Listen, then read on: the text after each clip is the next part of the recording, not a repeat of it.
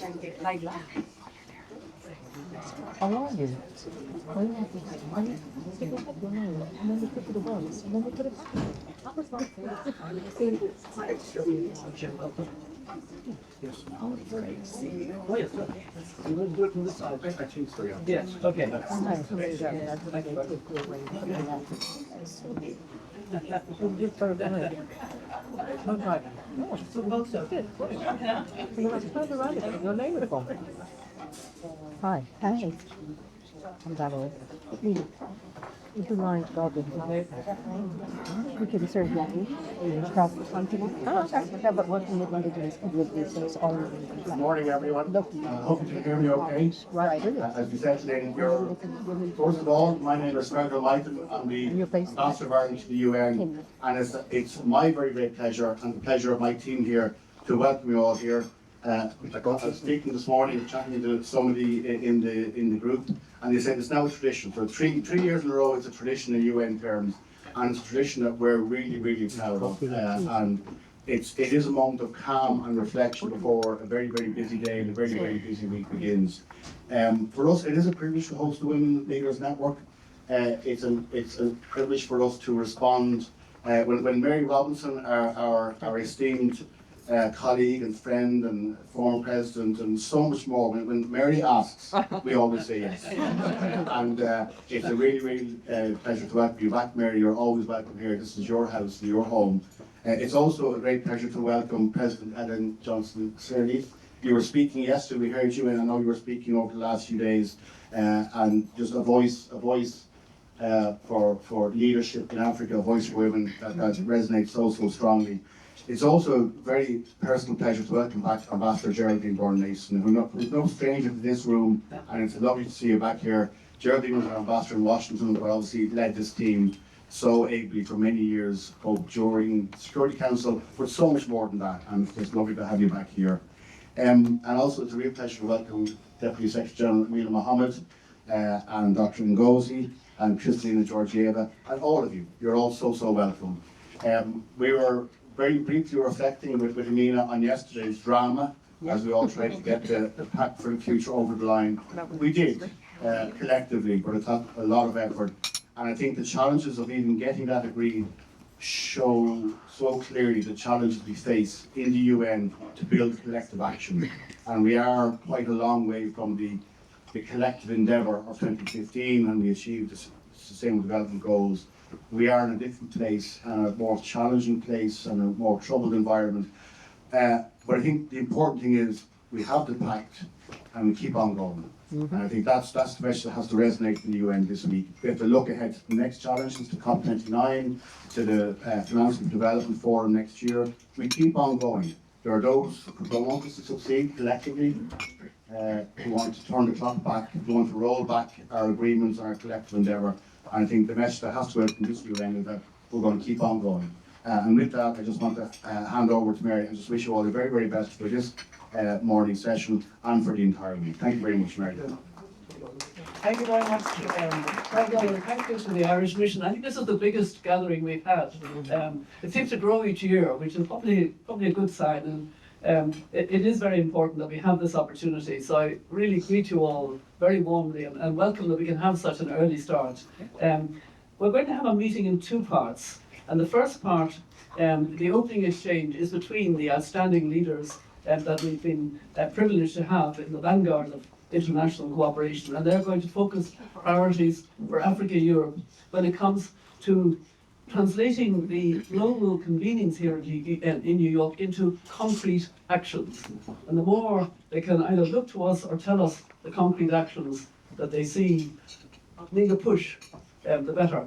And then secondly, a second stage, we're going to have a session on sharing strategies under Chatham House rules on how to leverage upcoming milestones to double down on financing for our development goals, including the upcoming COP29, which, as you know, is on finance, and next year's Financing for Development International Conference. And between these two parts, we'll have a quick photograph at about 8 o'clock, because people have to leave after that, a quick group photo. And our backdrop is, as you've seen, the Future Africa Europe report, which was shared with you in advance, and that kind of underpins our meeting. And the report captures strategic areas of action that have emerged from our women leaders exchanges during the last year, whether it was on global health, on or sustainable finance, agri-food and energy. And there's no doubt that these are very challenging times, compounded by a growing crisis of trust in institutions and political will for multilateralism. But funnily enough, I think women leaders are stepping up more and more, and that's really what we want to see. So now I'm going to hand over the chair to my co-chair of the Women Leaders Network of the Africa Europe Foundation. Ellen, I think you are going to call us to order in a particular way, if I understood you. Do you want to use this, or do you want to use that one? Okay. Yeah. Thank you, Mary, and good morning to all. We launched the MLM in 2021 International Women's Day. Now we've had 3 years, and it's time to focus on specific objectives, specific goals that this union can get behind and can be the being champions for being able to achieve it. And I think one of the first things we can do is talk about meeting the commitment to COP29. And that's all tied into health. How can we have the resources to support the health programs? I recall that my country was faced with 2 other West African countries on Ebola. After that, we had the Kikwete report that made recommendations for putting in measures that would be able to address the shortcomings in national healthcare systems, and nothing really happened. And then we had COVID-19, and we put together, I was part of that, with Kevin Clark, when we put out the report of the Independent Panel for Pandemic Prevention and Response. And there we called for a stronger World Health Organization, and also called for a Global Health Council that will bring in decision-making at the highest level. And nothing has happened. Then those reports are still lingering on shelves, perhaps. And now we have MPOX. So that tells that we need to do much more. I think the first thing is financing, meeting the commitment for COP29, ensuring that there's scale financing, perhaps through our regional development banks, to be able to meet the needs at a higher level than what it has. And bringing in perhaps the private sector through blend financing with domestic resource, higher levels of that, with transparency, accountability, and all of that on the national levels, of being able to bring to the effort of health systems the type, the scale, the kind of financing, the location of direction, so that it's localized as much as possible. It's what I think we should all be the champions of. I can just make another suggestion on that. It's women leadership. We have 25 women heads of states, 4 of them are women. We're still only 23.7% of women in parliament. And so the challenge for us to really focus on being able to deliver the scale, level of financing that our country needs, particularly in Africa, where most of our systems still needs a lot of capacity building, still needs a lot of partnership, and I can't think of a better partnership than Europe and Africa. That goes back historically, at cultural ties. Now, if we can focus at this meeting. Around this table are the most powerful women, may I say, in the globe.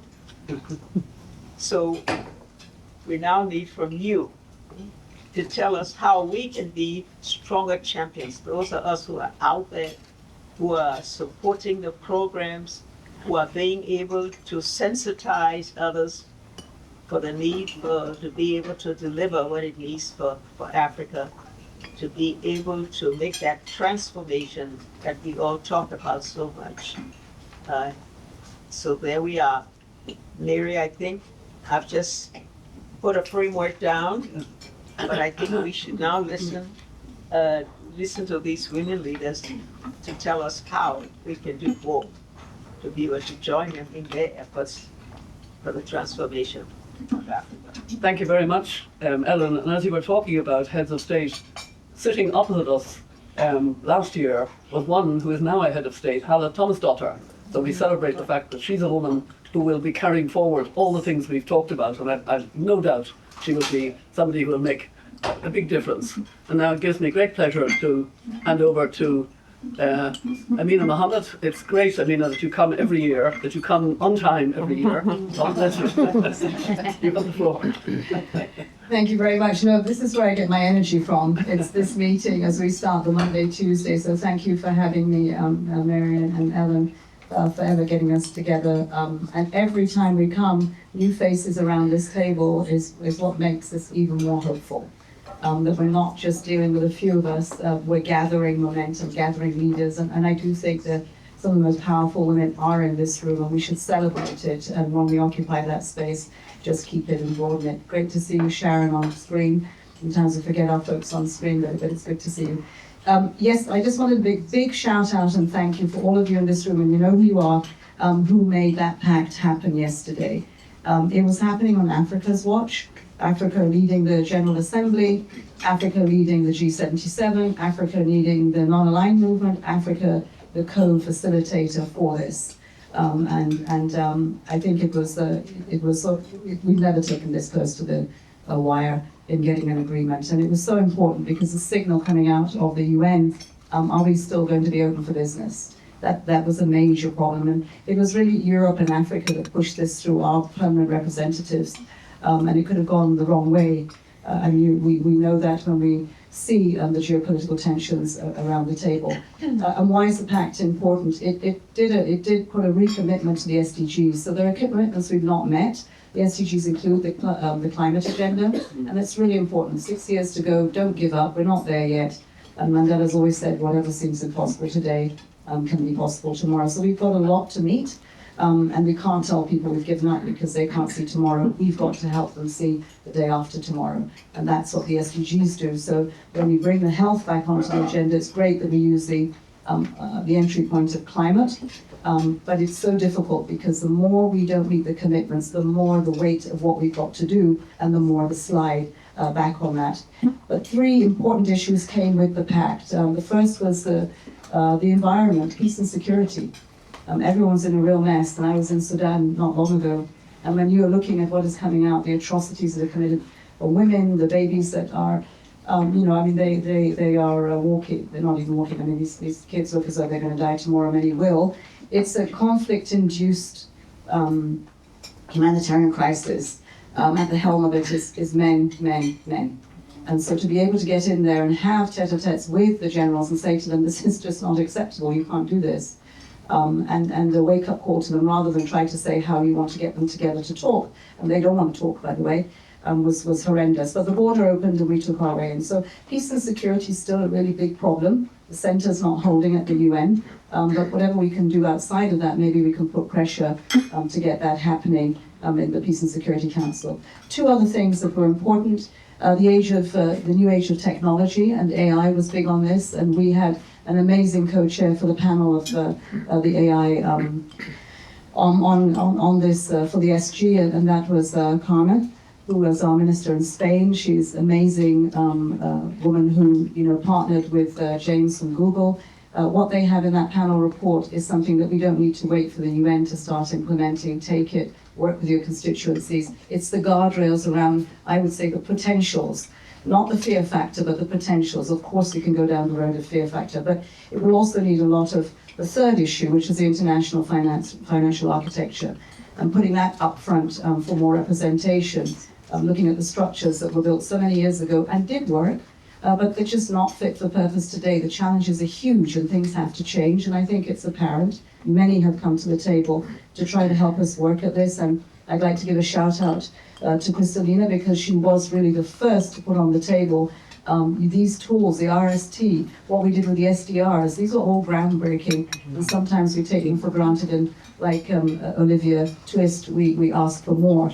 So bear with us, Kristalina, but I think let's not underestimate that when you go for opportunities like this, it's important. So there will be major changes in the coming years, and we hope that what we take out of this lands in 3 areas. There is the bank meetings are coming up. IDA is important to health, and we need to make sure that we break the ceiling on that. It will be important when we get to COP29 if that's not holding, and quite clearly the financing for climate will be an uphill struggle. And then next year the financing for development, that harvested into the most important meeting of next year will be the World Social Summit for Development, because health will be up front and center on that, and how do we bring that into it. On the finance side, we've said NDCs need to be economy-wide. That's a massive lift. I'm sure Inguz and Kristalina will talk to that. You can't do that in 9 months. I don't know what it is that we're intending to do, but let's get real about it. We focused on about 34 countries that if they make their NDCs and they've got the capacities to do it economy-wide, and we follow the track of Brazil, who's probably the nearest to it, then we might get some of the way to making the commitments that actually many have slid back on in that G20 plus. So focus on that, and I'm happy to share with you all the work that's being done on that. There's a lot that shows us how far away they are from it. The climate promise that will take care of the other 100 odd countries will be countries that will be on the right side of history, but it'll take them some time. They really don't have the wherewithal to put that together by COP30. So 29 will give us a greater idea of what we can succeed with in NDCs that become economy-wide, and you include what comes into that for health.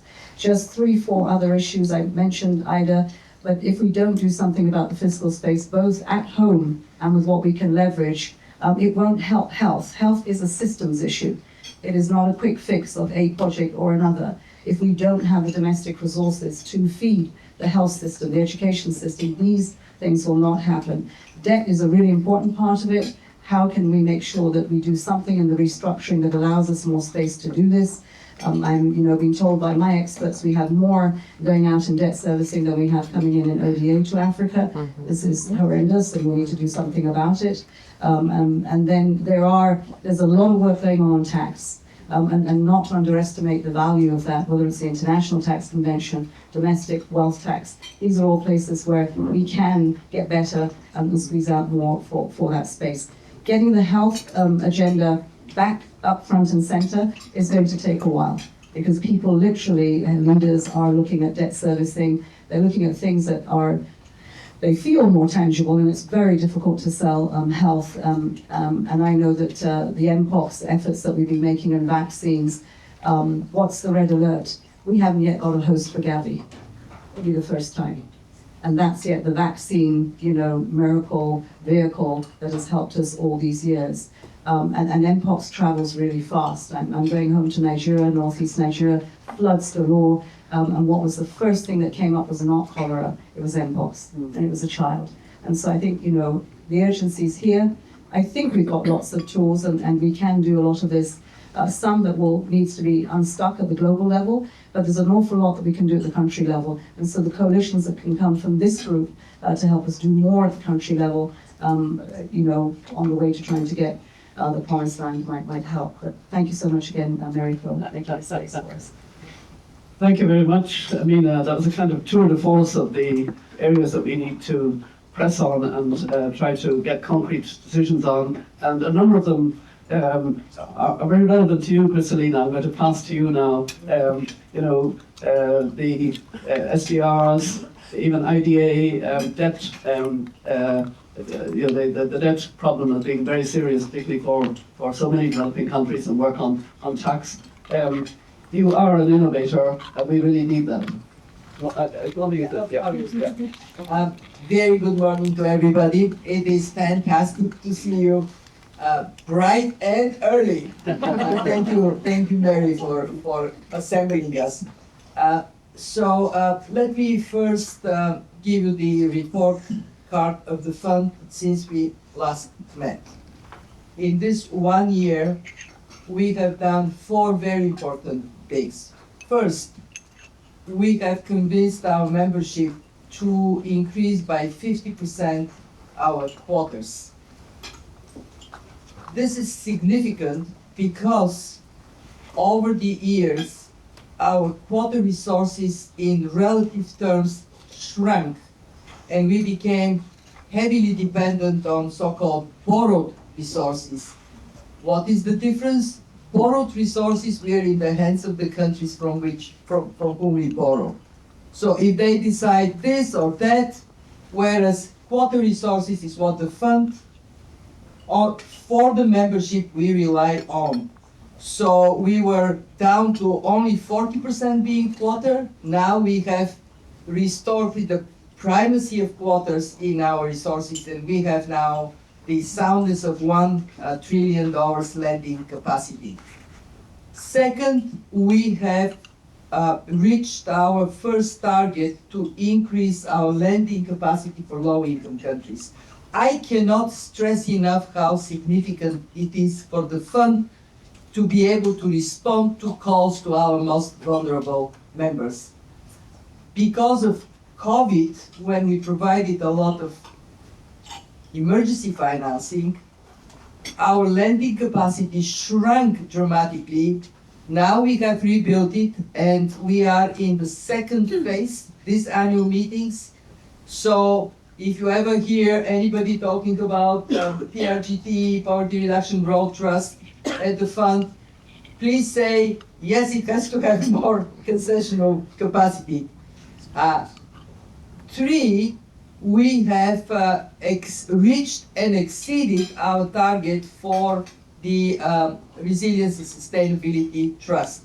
Our target was 40 billion. Now we have close to 47 billion. And the amazing thing is, we are short, we need more.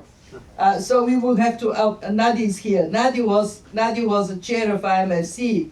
All I'm talking about happened under Nadia as our chair.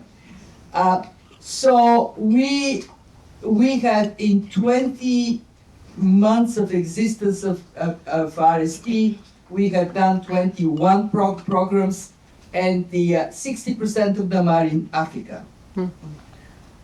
4, we have, our board took a decision to allow hybrid capital from SDRs through development banks. This is very significant because it recognizes that while SDRs are indeed a reserve asset, this reserve asset should not sit idle. And we should do more with it rather than just having it on the bottom of reserves of countries. Now, where we are headed next, this is what we have done this last year. Where we are headed next, we have 3 very major objectives. First, complete the increase of subsidy resources for PRGT I just mentioned at these annual meetings. And it is not trivial because what we are doing is again kind of innovative. The fund is financially in a very good place.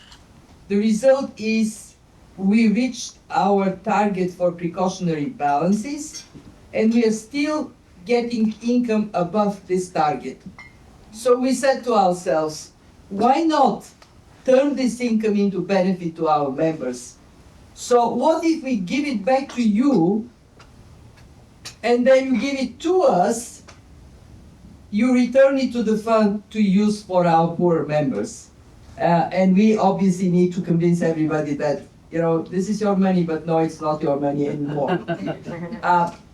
The second big thing is to reduce charges and surcharges. Some of you in this room may have been advocating for the fund to bring down surcharges and charges. Well, some have been advocating. And we are doing a review. I cannot preclude the decision of the board, but we are advancing in this direction. And the third very, very big thing for the fund is that restructuring, getting further on the path of more effective, more efficient addressing the debt burden of countries, especially low-income countries. We are in a very tough place as a world because growth is slow and debt is high. Unless we work hard on both generating better conditions for growth and reducing this debt burden, we will be stuck in a downward spiral, which is bad for everybody, but it is tragic for low-income countries. And I want to remind us all that post-COVID, the rich world more or less returned to their pre-COVID growth trajectory. US is exceeding it. Low-income countries are 7.5% below their pre-COVID growth trajectory. And what does that mean? It means that instead of converging with the better off, they're diverging further with horrible implications for people and for stability and security in these countries and on the continent, in the world. So these are our three big tasks. On the climate front, we take our responsibility to bring sanity on the policy side together with Ngozi and Ajay. And you will see us coming to COP29 again with very concrete things. I am convinced that more women in leadership positions means more focus on action and getting things done. So thank you very much, Mary. Thank you very much indeed, Christina. And as always, you're very clear, you're very specific, and I think the debt relief, hopefully we can get a more global approach to the debt relief, and I'd love to hear Ngozi on that as well. Can I pass the mic back to you, Ngozi? And then I'll call on you, Britta. Yeah. Thank you, Mary, and good morning, everyone. It's lovely to see so many familiar faces. But actually, Mary, I wasn't planning to talk on debt relief. Okay. Because I think you've got the expert dealing with it. All I can say is let's give Kristalina and Ajay all the support to make it faster, quicker, with more countries involved. And Vera should also say something because she's got a mechanism that can, also help African countries in particular access more liquidity. So hopefully we'll hear that. But Kristalina ended up on the note of action. And that's what I really want to talk about. I want to make 3 points. I'm from trade, so you will not be surprised that quite a bit of it will be related to trade. But I just want to draw our attention. We focus so much on financing, fiscal space, and so on. And that is appropriate. But sometimes when you've got all the finance, or some of it, you can't use it because of non-financial measures. And I keep telling people, we had vaccines manufactured in India for AstraZeneca, that COVAX, under Gavi. When I was there, we had made a contract and everything for SIL to manufacture. And what happened? When the COVID spiked in India, India put export restrictions. And that was why we didn't get AstraZeneca. It wasn't because there was no money or no production. There were export restrictions. And I had to fly, I flew to Delhi to meet Prime Minister Modi to persuade him at least to allow some of the vaccines to get to the continent. So let's think of action on non-financial things so that when we have the money, we can use it. That leads me to 3 points. The first is on health. What you said and what Her Excellency said, President Ellen, on the trade on mpox and COVID, is why we're not prepared. We're not prepared, one, because we don't have the resources in place. We're not prepared because we don't have the capabilities in place. Or we're not prepared because our legal and regulatory frameworks to receive these medicines and to manufacture them are not in place. From the WTO side, we've been working very hard on seizing an opportunity.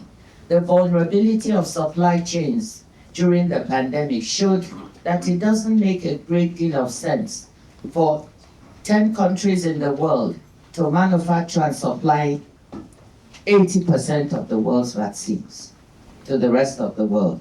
It's just too concentrated. In a pandemic, it doesn't work. Okay, you can't get your hands on it fast enough. So what is the answer to that? You have to decentralize the manufacturing. And this push to decentralize manufacturing of vaccines is actually working. Right here, we'll be having a meeting on decentralizing, regionalizing vaccine manufacturing networks.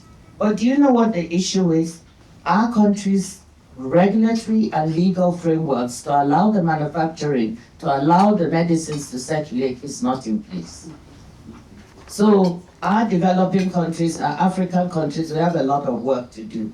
All the developed countries have this regulatory framework. And Mia Motley has just done 3/4 of the work to get her country. So we found this out, and the WTO, we've gone a tripartite partnership between WTO, WIPO, the World Intellectual Property Organization, and WHO to try to do a pilot with 16 countries all over, not just Africa, but Latin America, to put this in place. So the point I'm making is we get the money, but we can't put the manufacturing infrastructure in place or the vaccine distribution because the regulatory frameworks we have now to govern those issues in our countries are not fit for purpose. So can we pay attention to that so that we'll actually be able to move on manufacturing our own vaccines on the continent? And since everybody can manufacture, once we manufacture, we have to distribute to other countries. So that's the first point I want to make. The second is another 2 opportunities that we need to look at. So whilst we're working on the financing, we also need to look at where are possible areas where countries can generate more of their own resources and growth in the longer term. And one of them is in critical minerals, for which the Secretary General, Aminan, and the Secretary General, they put a task force and they've produced their report. But there's a big opportunity now. And this is Africa-Europe Foundation. I received a group, Business Europe, which is the biggest business association in Europe, who came to visit last week wanting to know what are the investment opportunities and how can they work with African countries. Well, this was one of the areas we pointed out because there's a need, again, to build resilience for these supply chains. 50% of many of the world's minerals, be it lithium, or I want to look up the names of some of the critical cobalt and so on, are processed and manufactured in China. Graphite, cobalt, lithium, and manganese. Refined in one place. Yeah. That's a vulnerability for the world. Yet, Africa has that capacity. Yeah. So can we focus on how to attract these businesses who are willing to invest? Linked to that is capacity for green hydrogen, which is needed to process these. So all I'm talking about is how can we also focus on medium to long-term prospects for our countries to generate their own resources and their own revenues, and by the way, create jobs for all the young people who are there. The last point I want to make is along the same lines. We are seeing a very big opportunity that African countries are seizing in digital trade. Digital trade is trade, well, done over the internet, but digitally delivered services trade is trade through electronic transmissions, entertainment, teaching, accountancy services, all that. And actually, some of our countries are doing quite well, those who are connected. So the issue is Africa has 0.9% of this market of $4.25 trillion. It's a growing area. How can we catch the continent up to seize that opportunity to generate more revenues, particularly amongst the young people, to build up their own foreign exchange reserves and to grow? So let me leave you with those three thoughts. So I'm focusing on the other side of the equation, seizing opportunities to generate our own resources so we can also pay the debt and strengthen our reserves. Thank you. Thank you. Thank you very much, Ngozi. I think those are very interesting thoughts for us. I'm now aware that we have to lose Amina, I think. You have to slip away. But I do want to hear, Nadia, this is your first time at one of our meetings, so I would like to give you the floor, and we'll just let you slip out. Yes, thank you. And then we'll break for the group photo. Photoshop me into the picture, please. There is AI. Thank you so much, everyone. Well, thank you very much for the invitation. It's really great to be surrounded by so many formidable women and so many friends. Yesterday we had a very inspiring event in the evening on the women political leaders, and now we continue with the same positive energy. So I am very happy to be here. It is my first time in the UN General Assembly. Until December I was Vice President of the Government of Spain, Minister for the Economy, Digitalization, working with Carmen Artigas, that was just mentioned, another formidable woman. And when I was coming here, and I was thinking, okay, we're the European Investment Bank. We are a proud member of the multilateral development family. We are the largest multilateral institution by the size of the balance sheet, but only 10% of our investments are done outside Europe. That means more than 8 billion euros anyway. But as I was preparing, I was realizing how impactful actually the investments and the projects that we support from the European Investment Bank and our role, how important it is in this multilateral development family and finding solutions for today's challenges. And I was planning I had a lot of meetings like you all, signing agreements and meetings and discussions, which were going around three themes: climate, health, and the multilateral development infrastructure working as a system, the family working as a system. And then I realized that there was a cross-cutting theme that was really complementary and underlying all of this, which is women. Because when we're talking about war, women suffered most. When we're talking about climate, women are at the forefront of the impact, but also leading some of the solutions. Already you have talked about the importance of President Ellen, you have spoken about women and health. So when I will be signing agreements to create a new platform for Africa, I will mention it a bit more because it really relates to your introduction. I'm talking about women. When we're discussing reproductive health, of course, we're talking about women. So actually, I'm going to spend the 3 days basically talking about women. So I think it's really fantastic, that we get a chance to actually, get it out and say it very explicitly. And I think it is because not only are we at the forefront of the impact of today's challenges, but also because we have a lot of power and capacity to do something about them. We're so powerful that so many want to silence us. And that's why it's so important that the voice of women and the role of women is really highlighted, and we're sitting at the right tables where decisions are made.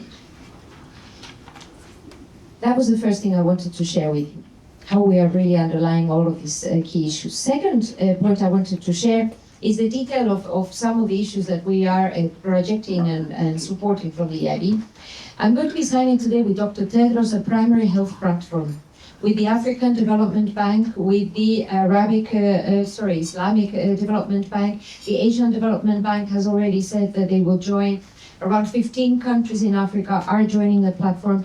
And I was amazed to discover this is the first time that we create a platform to support primary health, customized and adjusted to the needs of Africa. So we will be financing, the target is to have 1.5 billion euros. Today we'll be signing a contribution of 10 million on our side and a similar amount from the other development banks. But the idea is to develop research capabilities in Africa, vaccine production and medicine production facilities in Africa, research that looks into the specific diseases in Africa. So I think it really goes in the direction of what you're trying to support, and this is already a practical step forward. We signed the alliance and the platform, the creation of the platform last year, and today we're already taking concrete steps to set it up, and others will join, I'm quite sure of it. And the other project that I will be discussing tonight is the alliance with the Gavi, with the Vaccine Alliance, where the European Investment Bank is actually bridging the gap, doing maturity transformation. So what we are doing is providing the short-term finance which is necessary to create the vaccine production facilities in 3 African countries by discounting the revenues that will come in the future from contribution to the different members of the alliance. So we are doing banking, actually, not really trying to have a profit somewhere down the line, you know, but actually we're making things happen that go in the direction of what you were suggesting. This is my third and final message to you, and that is the importance of partnerships. And I think the African and European partnership, this roundtable, is a formidable asset that we should be using to lever these positive actions. The idea of platforms, partnerships, I think is of the essence. And the road to Sevilla next year should give us some months. That means working very fast. That means action, but women were ready to do that. They were used to doing that. And you can count, I think, on the bunch of women that are at the helm of international financial institutions. Of course, Kristalina, me, Odile, she's not here today, but that's 3 of us, but also the good men that are at the helm of the multilateral development institutions. You can count on us. I think we're on the right track to actually make things happen, overcome the fatigue that exists in this area, look for innovative solutions, and get the Sustainable Development Goals done. Thank you. Thank you very much, Nadia. And can I ask that you do what Kristalina does, and you come back next year and tell us, I said I would do this, and it, you know, I love that approach. And I think we just one more contribution, which is very relevant, because the European Commissioner for International Partnerships, again, it's her first time joining us. So Jutta, I'm passing over to you. Yes. Good morning, sisters. I have to say that I'm very pleased to be here with you today, because indeed I have been responsible for international partnerships in the European Commission for past 5 years. So of course I have spent a lot of time in Africa, but in Africa most of my counterparts are men. So also from that perspective, it's great to be among women who are really interested in strengthening the cooperation and partnership between our 2 continents, Africa and Europe. I'm the first woman in the European Commission who has this portfolio. And maybe that is the reason why gender equality and women empowerment have been at the heart of the European Union's international partnership agenda. But we also have a very strong policy framework for gender equality, and that's the Gender Action Plan 3. That strategy is until 2027, and if we look at the impact of that strategy, I think it's quite amazing. Gender equality is a principle or significant objective in 72 of our actions. And we use 13 billion euros for that objective. And if we then look at different policy sectors, I would like to highlight 3 of them where we are precisely focusing very briefly. Focusing on gender equality. And the first one is fighting gender violence. 1 in 3 women around the world has experienced sexual violence. And you might know the Spotlight Initiative, which we adopted 6 years ago, with the United Nations, and we already see excellent results. That's fully implemented in 5 regions through 26 country programs, 5 regional programs, and 2 programs with the United Nations Trust funds. Secondly, and this is maybe my personal priority as a commissioner, empowering women in schools or at work. So we are investing a lot in education. I increased our funding to education from 7% to 13%, and we are really trying to provide access to primary education, but also vocational education and training for girls. But in addition to that, we are also economically empowering women. So we have a big Team Europe initiative investing in young businesses in Africa, which is really the idea to empower young entrepreneurs, also women, female entrepreneurs, and provide access to financing to them. And third area where gender component is very strong is women as actors of peace and security. So of course we are fully committed to support the implementation of the UN Security Council Resolution 1325. There are a lot of grassroots projects where women are involved in order to maintain peace, but also mediate peace. And I only end by saying, and this is very honest, I would say, opinion of mine, that we need more women to be part of the peace mediation processes. If that was the case, there would be less conflicts in the world. Thank you. Thank you very much. I'm sorry that this section, I'm not sorry, but inevitably this section has taken a little bit longer, but I think it's been very rich. I think it's given us a lot of thought. And I think, you know, I'm sure quite a number of people will want to talk to you afterwards, Jutta, about your partnerships and what you're seeking to fund, etc. We now should break for this group photograph, and then we'll come back and have the Chatham House Rules session, which will, I hope, flesh out some of the things we've heard and build on them. But if we can move, I see there's a kind of photographic umbrella hovering over there, which means that's where we go for the photograph.